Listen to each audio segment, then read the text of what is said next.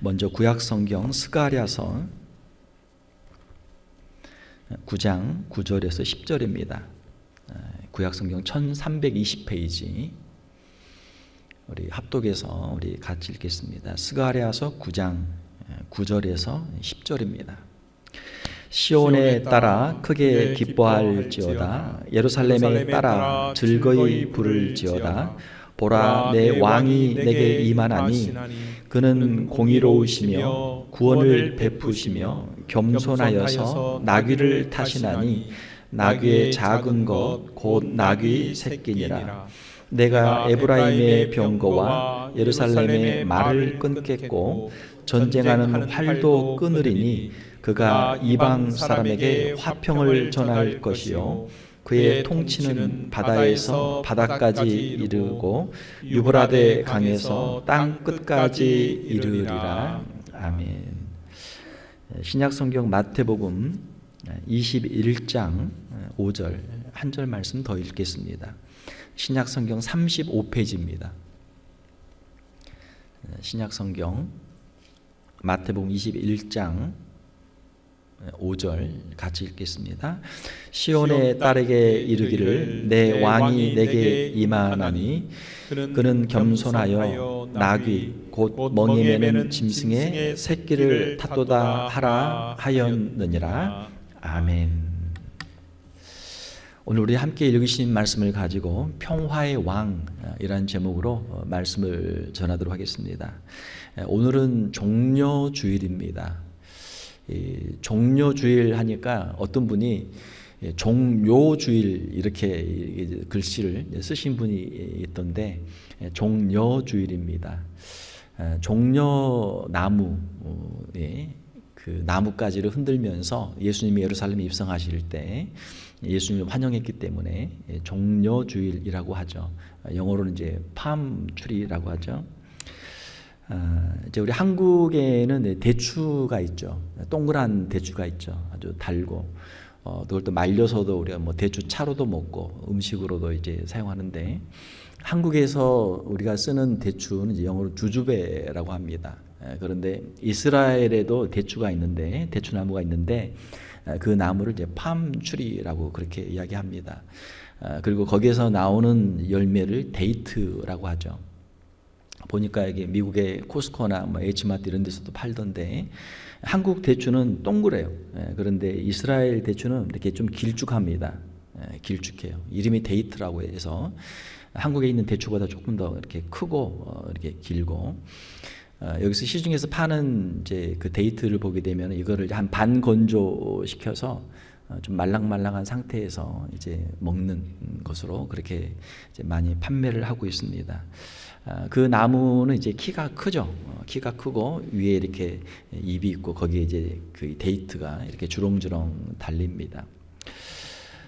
이 종료주일이 지나고 나면 이제 내일부터 고난주간이 한 주간 시작이 되죠. 그리고 다음 주일은 부활절입니다. 우리 기독교에서는 이 고난주간과 부활절을 가장 중요한 기독교의 절기 중에 하나로 우리가 그렇게 지키고 있습니다. 물론 이제 크리스마스, 성탄절도 중요한 절기죠. 그런데 성탄절은 크리스마스는 연말이고 또 모든 안 믿는 사람들도 그때는 같이 파티를 하면서 즐깁니다. 그러나 이 고난주간과 부활절은 안 믿는 사람들은 별로 관심이 없어요. 왜냐하면 예수님을 안 믿는 사람들은 성탄절은 인정해요. 아, 예수님이라는 사람이 이 땅에 오셨구나. 그래서 그분이 훌륭한 분이고 그 사람의 탄생을 축하하는구나. 다른 사람도 다 알고 함께 축하를 해줍니다. 그러나 부활절은 예수님을 안 믿는 사람들은 인정을 안 해요. 야, 죽은 사람이 어떻게 다시 살아나냐. 이건 말도 안 된다. 그래서 안 믿는 사람들은 부활절을 그냥 무시하죠. 부활절의 절기를 지키지 않는단 말이에요. 그래서 부활절의 절기는 예수 그리스도를 믿는 사람들, 예수 그리스도의 십자가의 사역과 예수 그리스도의 부활을 믿는 사람들만 지킬 수 있는 절기가 바로 이 부활절이고, 이 부활절은 그만큼 우리 크리스찬들에게는 중요한 절기죠. 그래서 이 부활절을 기념하면서 이제 교회사를 보게 되면은 예수님을 믿기로 고백하는 사람들이 교육을 받고 그리고 부활절에 이제 세례를 받는 것이 하나의 교회의 전통이 되어 있습니다. 그 세례를 받을 때 예수 그리스도의 십자가와 예수 그리스도의 부활에 대한 신앙 고백을 하면서 세례를 받는 것이죠. 오늘은 예수님이 예루살렘에 입성하시는 종료주일입니다. 예수님이 예루살렘에 왜 입성하십니까? 이제 5일이 지나면 금요일, 성금요일에 십자가에 달리시기 위해서, 십자가에 못 박혀서 우리의 죄를 대신하여 죽으시기 위해서 예루살렘에 입성하시는 것이죠. 예수님은 이 땅에 오실 때 가장 겸손한 모습으로 이 땅에 오셨습니다. 빌립보서 2장 5절 8절을 보게 되면은 너희 안에 이 마음을 품으라 곧 그리스도 예수의 마음이니 그는 근본 하나님의 본체시나 하나님과 동등됨을 취할 것으로 여기지 아니하시고 오히려 자기를 비워 종의 형체를 가지사 사람들과 같이 되셨고 사람의 모양으로 나타나서 자기를 낮추시고 죽기까지 복종하셨으니 곧 십자가에 죽으심이라 라고 말씀하고 있죠. 예수님이 이 땅에 오신 것 성탄절 안 믿는 사람들은 많은 사람 중에 한 명으로 그냥 태어난 거지 아기로 태어난 것이지 이렇게 생각하지만 성경에서는 예수님은 하나님의 아들이시고 하나님과 동등한 신성을 가진 분이시지만 사람의 몸으로 이 땅에 오셨습니다. 성육신, 인카네이션이라는 단어를 사용하죠. 하나님이신데 신성을 가지고 계신데 인간의 몸으로 이 땅에 오셨으니까 자기를 낮추신 것이죠. 예수님의 탄생은 가장 겸손한 자기를 낮추시는 그러한 모습이죠. 그리고 이 땅에서 사시는 가운데 예수님은 인간의 몸을 갖고 모든 육체의 연약함을 친히 담당하셨습니다. 히브리서에 보게 되면 우리에게 있는 대제사장 예수 그리스도죠. 우리에게 있는 대제사장은 우리의 연약함을 동정하지 못하실 이가 아니요. 우리가 이 세상을 살다 보면 얼마나 힘들고 어려워요. 우리가 육체를 가지고 있기 때문에 때로는 질병에 걸릴 때도 있고 어떤 사고를 당할 때도 있고 우리 인간의 육체의 한계를 우리가 경험할 때가 많죠. 자, 그런데 이러한 연약함을 우리 주님께서는 다 알고 계신다. 왜요? 모든 일에 우리와 똑같이 시험을 받으신 이로되 이 땅에서 살면서 배고프고 줄이고 목마르고 아프고 한 모든 것을 친히 다 경험하신 분이기 때문에 우리의 고난을 다 직접 경험하신 분이기 때문에 모든 일에 우리와 똑같이 시험을 받으신 이로되 죄는 없으시니라 라고 히브리서에서 말씀하고 있습니다. 예수님은 이 땅에 계시는 동안 우리의 연약함을 친히 다 체험하셨습니다. 육체의 모든 고난을 다 담당하셨습니다. 사랑하는 성도 여러분, 우리가 살면서 힘들고 어려운 그 모든 것들 주님께서 친히 다 경험하시고 다 알고 계시는 줄 믿습니다. 아니 그 이상이죠. 우리가 당하는 고통 그 이상을 주님께서는 당하셨죠. 대적들의 비방과 조롱과 십자가의 부끄러움과 십자가의 그 고난, 죽음까지도 감당하셨죠. 여러분들 신앙생활 하시면서 하나님을 위해서 일하시면서 예수님처럼 고난을 당한 사람은 별로 없잖아요. 예수님처럼 그렇게 매를 맞고 채찍을 맞고 창에 찔리고 십자가에서 그 조롱을 당하고 십자가에서 순교한 사람들은 그렇게 많지 않단 말이죠. 예수님은 오늘 본문에서 예루살렘에 입성하십니다. 자, 그런데 이 예루살렘이라고 하는 곳의 그 이름의 뜻은 이 평화의 마을이라는 그런 뜻이에요. 예루살렘이라고 하는 이름의 뜻은 평화의 도시라는 그런 뜻입니다. 자, 그래서 예수님께서 예루살렘에 입성하시면서 이제 평화를 선포하신 것이죠. 오늘 본문에 우리가 읽었던 스가랴 9장 9절을 보게 되면 시온의 딸아 예루살렘의 딸들아 크게 기뻐할지어다 예루살렘의 딸아 즐거이 부를지어다 보라 내 왕이 내게 임하시나니 여기서 왕은 메시아죠. 메시아 이스라엘을 구원하시고 하나님의 나라를 성취하실 메시아죠. 내 왕이 내게 임하시나니 그는 공의로우시며 구원을 베푸시며 겸손하여서 자 왕인데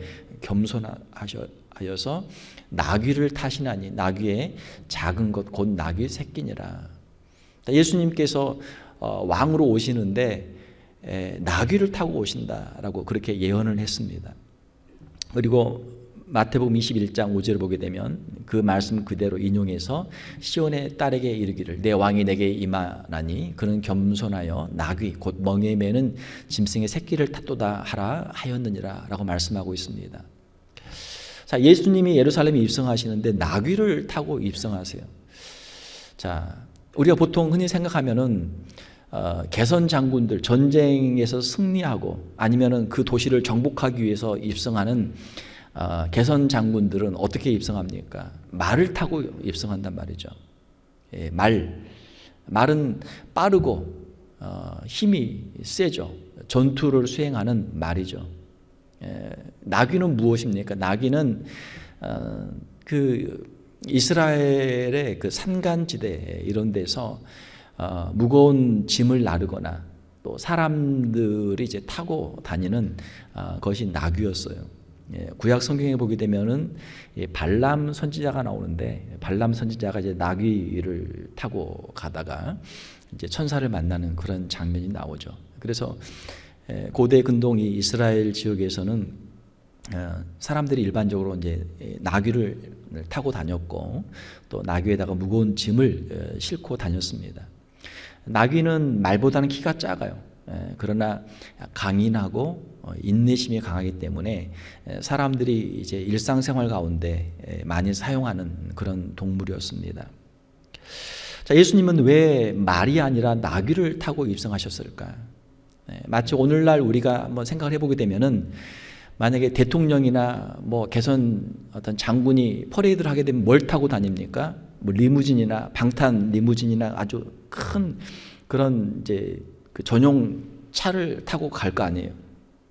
그런데 만약에 이제 대통령이나 무슨 장군이 그런 리무진을 타는 게 아니라 예를 들어서 여러분들이 항상 일할 때 타고 다니는 뭐 픽업 트럭 같은 거, 사람 둘이 타고 뒤에 짐 싣고 다니는 픽업 트럭 같은 거를 타고 대통령이 간다 그러면 어떤 생각을 하겠습니까? 마치 그런 것과 비슷하죠. 말이 아니라 나귀를 타고 예루살렘에 입성하시는 예수님. 어떻게 보면 약간 좀 우스꽝스러운 그런 모습이죠. 자, 그러면 예수님께서는 왜 나귀를 타고 입성하셨는가? 예수님은 말을 타고 정복자로서 예루살렘에 오시는 것이 아니고 가장 낮고 겸손한 모습으로 나귀를 타고 일반 사람들이 타는 그러한 나귀를 타고 예루살렘에 입성하시는 그런 모습을 여기에 기록하고 있는 것이죠. 나귀를 타고 입성하는 것은 남의 무거운 짐을 대신 지고 고난받는 메시아의 사역을 여기에서 보여주는 것이죠. 내가 고난 주간에 십자가를 지게 될 것이다. 영광스러운 모습으로 예루살렘에 입성하는 것이 아니라 고난받는 메시아, 고난받는 종의 모습으로 이 고난 주간의 사역을 감당하실 것을 이 종료주일에 보여주시는 것이죠. 예수님은 이 땅에 가장 겸손한 모습으로 오셨고 예루살렘에 입성하는 모습도 아주 겸손한 모습이었습니다. 그러면 그러한 겸손한 모습으로 오셔서 주님이 하시기를 원하셨던 사역은 무엇인가? 그것은 바로 평화를 이루기 위한 사역이었죠. 예수님은 공생의 가운데서도 이 화평을 이루는 사역을 하셨고 또 평화의 복음을 전파하셨습니다. 마태복음 5장 9절에 그 산상수훈의 팔복 중에 말씀 보게 되면 화평하게 하는 자는 복이 있나니 그들이 하나님의 아들이라 일컬음을 받을 것이며, 그러니까 예수님의 사역 자체가 이 땅에 평화를 이루는 일이고 예수님 자신이 하나님의 아들이시고 예수님을 본받아서 이 땅 가운데서 평화의 역사를 이루는 사람들이 바로 하나님의 자녀들이 될 것이다 라고 하는 것을 말씀해 주신 것이죠. 예수님은 예루살렘 평화의 마을에 평화, 샬롬을 주시기 위해서 입성하셨습니다. 그 평화는 어떤 평화입니까? 그 평화는 예수님의 십자가를 통해서 하나님과 인간 사이에, 죄인인 인간들 사이에 이루어지는 평화죠. 수직적인 차원에서 하나님과 우리 인간 사이의 평화죠. 그리고 수평적인 관계에서는 유대인들과 이방인들 사이의 평화, 우리의 이웃들과의 평화를 이루기 위해서 주님께서 이 십자가 사역을 감당하신 것이죠. 에베소서 2장에 보게 되면은 그는 우리의 화평이신지라, 그는 우리에게 이 평화를 주시는 분이십니다. 둘로 하나를 만드사 원수된 것, 그 중간에 막힌 담을 자기 육체로 하시고 십자가에서 피를 흘리심으로 이 화목의 역사를 이루셨다라고 하는 것이죠. 또 십자가로 이 둘을 한 몸으로 하나님과 화목하게 하려 하심이라. 우리 죄인인 우리가 하나님께 갈 수 있는 길, 하나님과 화목하게 될 수 있는 길은 바로 십자가를 통한 길이죠. 또 십자가로 이 둘을 한 몸으로 하나님과 화목하게 하려 하심이라. 원수된 것을 십자가로 소멸하시고, 십자가가 서로 원수된 하나님과 우리 인류, 그리고 유대인과 이방인들 사이를 하나로 만들 수 있는 길이다라고 하는 것이죠. 예수님께서는 십자가를 통해서 율법의 요구를 다 이루시고 하나님과 우리 죄인들을 화목하게 하신 줄로 믿습니다. 또한 예수님께서는 십자가를 통해서 법조문으로 된 계명의 율법, 구약의 율법들을 주님께서는 폐하시고 유대인과 이방인을 하나 되게 하시는 역사를 이루셨습니다. 이것이 십자가의 모습이에요. 십자가를 통해서 우리는 하나님과 하나가 된, 화목하고 하나가 되고 우리 주변의 이웃들과 십자가를 통해서 우리가 하나 되는 역사가 이루어진다라고 하는 것이죠. 오늘 본문의 스가랴서 9장 10절에 보게 되면 예수님은 평화의 왕으로서 이 땅을 다스리실 것을 예언하고 있습니다. 내가 에브라임의 병거와 예루살렘의 말을 끊겠고, 에브라임은 북이스라엘의 그 대명사죠. 예루살렘은 남유다의 대명사죠. 북이스라엘과 남유다가 서로 나눠져서 계속 싸웠거든요. 전쟁을 했거든요. 그러나 예수님께서 이 땅에 오시게 되면 이제는 더 이상 그런 전쟁이 사라지게 될 것이고, 전쟁하는 활도 끊으리니 그가 이방 사람에게 화평을 전할 것이요 그의 통치는 바다에서 바다까지 이르고 유브라데 강에서 땅 끝까지 이르리라. 예수님의 그 평화를 먼저는 이스라엘에게 주시고 그리고 이방인들에게도 그 평화의 복음을 전해 주실 것을 말씀하고 있죠. 그 복음이 어디까지 갑니까? 땅 끝까지 이르리라. 예수님께서는 제자들에게 마지막 지상 명령을 주시죠. 마태복음 28장에 보게 되면 모든 민족으로 제자를 삼으라.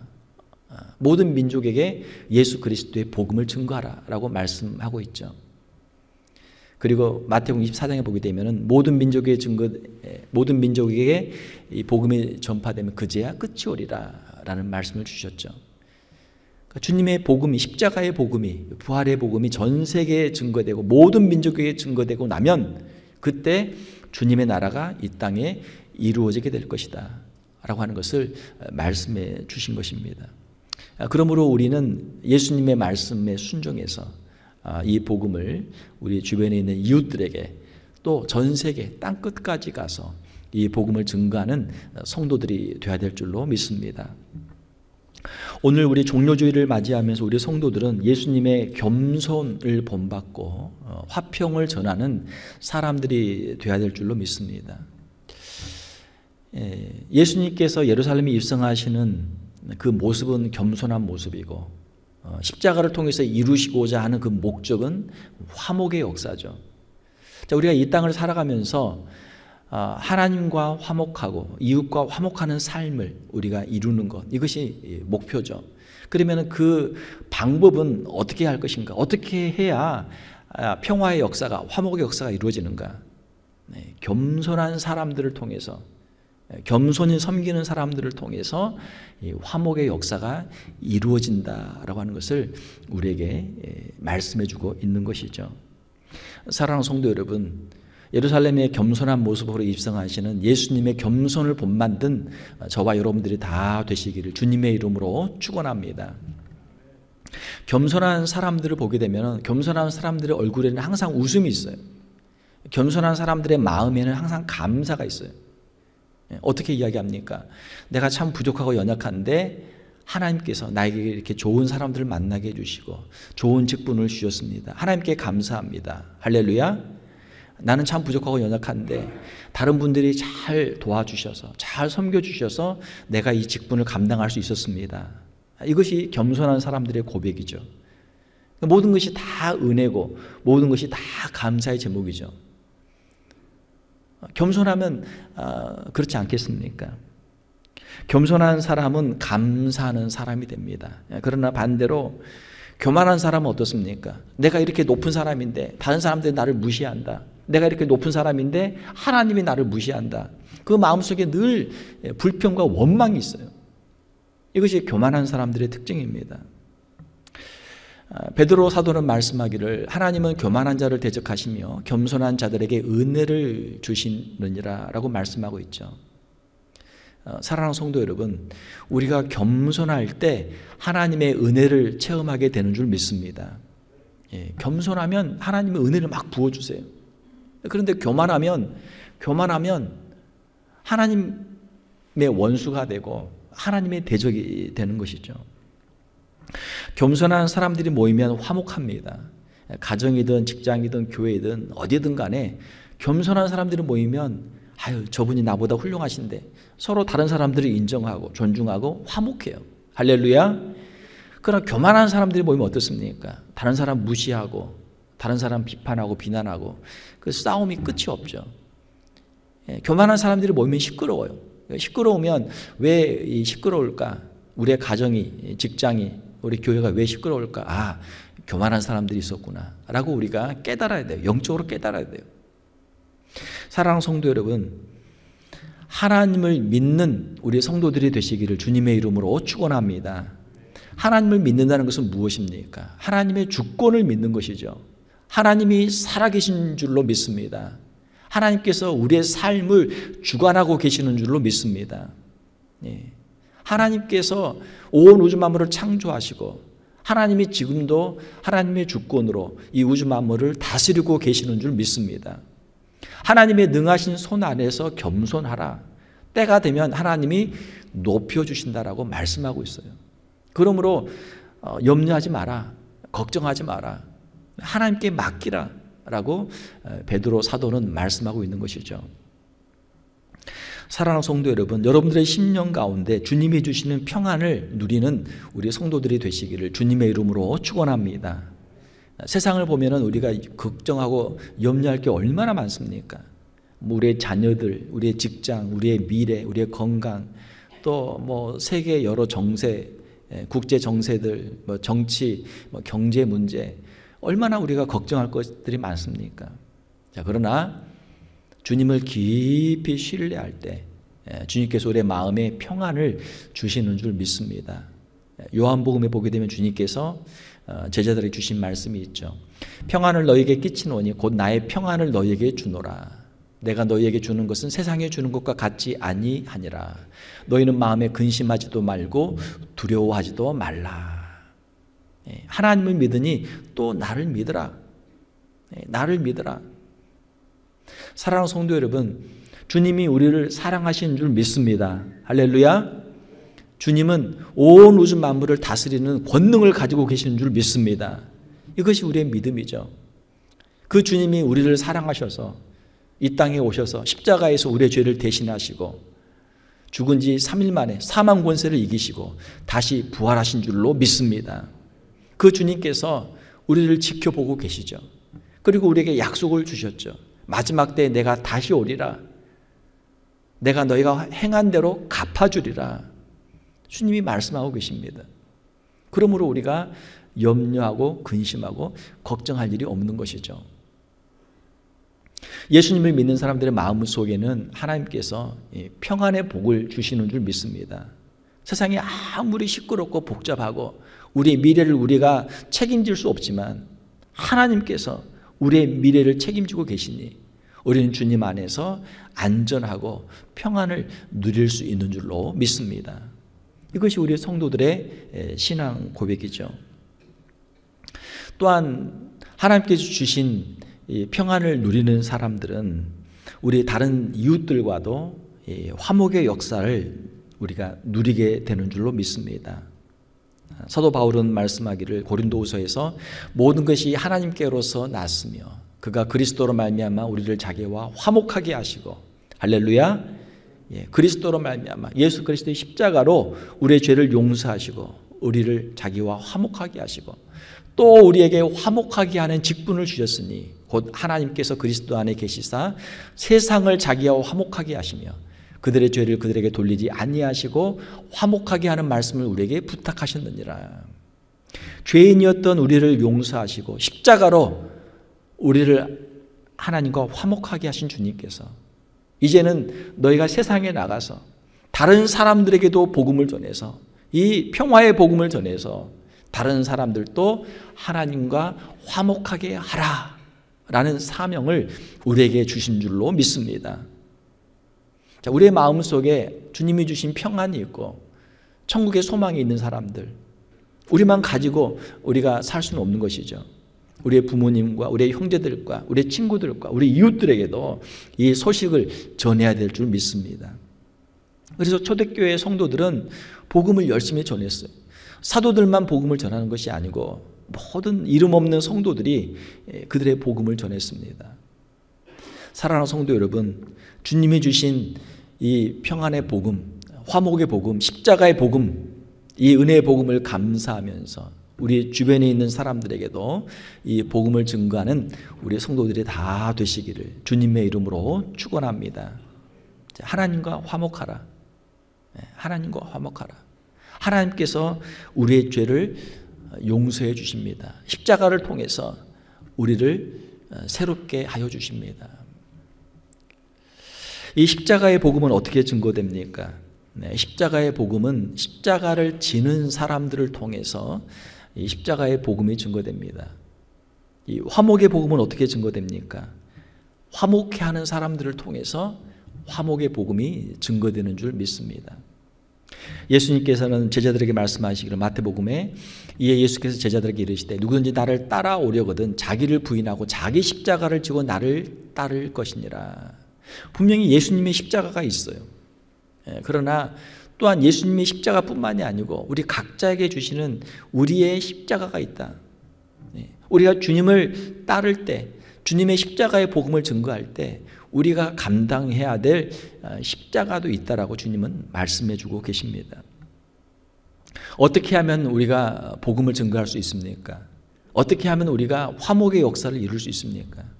예수님을 따라서 우리 자신을 부인하고 주님이 우리에게 맡겨주신 사명, 그 사역, 또 고난의 자리, 희생의 자리를 우리가 감당할 때 우리를 통해서 이 십자가의 복음, 평화의 복음이 증거되는 줄로 믿습니다.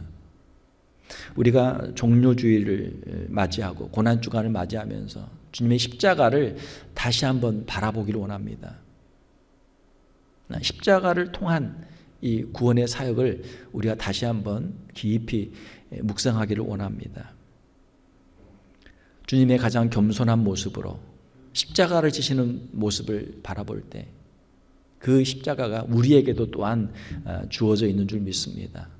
사랑하는 성도 여러분, 십자가를 지는 사람들, 화목의 역사를 이루는 사람들을 통해서 주의 복음이 증거되고 구원의 역사가 이루어지는 줄 믿습니다. 우리 성도들 더욱 겸손한 모습으로, 더욱 낮아지는 모습으로 자기 십자가를 지고 주님을 따라가는 우리 귀한 성도들이 되시고, 우리 성도들을 통해서 우리의 가정에서, 직장에서, 교회에서 주님의 놀라운 구원의 역사, 복음의 역사가 이루어지기를 주님의 이름으로 축원합니다. 함께 기도하겠습니다. 하나님 아버지 감사합니다. 예수님께서 하늘 보좌를 버리시고 우리를 구원하기 위해서 낮고 낮은 이곳으로 오시고 또한 친히 십자가를 지시고 우리의 모든 죄를 사하여 주신 그 은혜를 감사를 드립니다. 예루살렘의 가장 겸손한 모습으로 입성하시며 십자가를 지시고 화목의 역사를 이루시는 주님을 바라보게 하여 주시옵소서. 우리의 삶 속에서도 더욱 겸손하게 하시고 낮아지게 하시고 주님이 우리에게 주신 십자가를 지고 자기를 부인하며 온전한 화목의 역사를 이루어가는 우리 귀한 성도들이 되게 하여 주시옵소서. 겸손한 모습으로 주님을 섬길 때, 자기 십자가를 지고 주님을 따라갈 때 저희들의 가정 가운데 놀라운 화목의 역사, 구원의 역사가 이루어지게 하여 주시옵소서. 저희들의 일터와 삶의 현장 속에서 주님의 십자가의 능력이 나타나게 하여 주시옵소서. 주의 몸된 교회가 주의 성령으로 충만하게 하시고 예수님을 닮아가는 우리 귀한 성도들을 통해서 사랑과 은혜가 늘 풍성한 귀한 교회가 되게 하여 주시옵소서. 거룩하신 우리 주 예수님의 이름으로 기도하옵나이다. 아멘.